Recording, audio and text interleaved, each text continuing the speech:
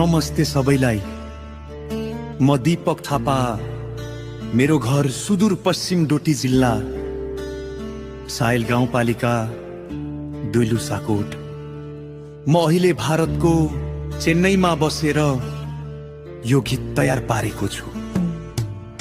यो गीत तपाईहरूको माया साथ र समर्थनले अझै अर्थपूर्ण बन्छ।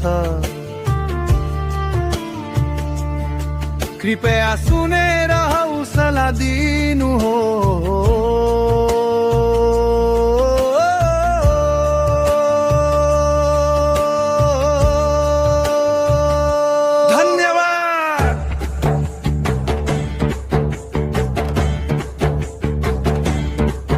गीत लोसाकोटको छोरा दीपक थापा,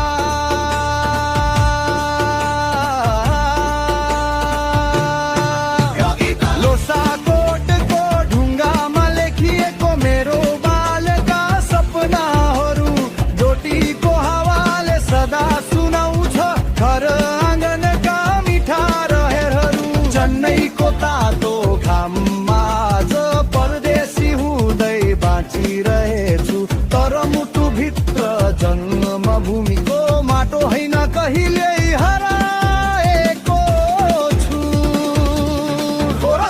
ओ दीपक थापा लोसाकोटको छोरा, तिम्रो नामले बोलाउँछ गाउँको माया। परदेश बसे पनि सम्झनामा डोटी बग्छ मनभित्रको छाया।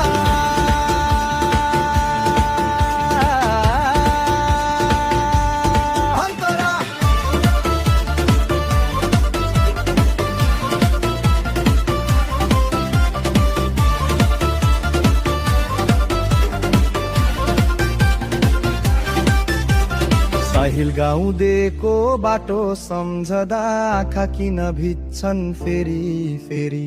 आमाले खुवाएको मायाले मनभित्र भरिरहन्छ सेरी सेरी। चेन्नईको रातमा तारा टल्किँदा मलाई लाग्छ घरकै आकाश हो।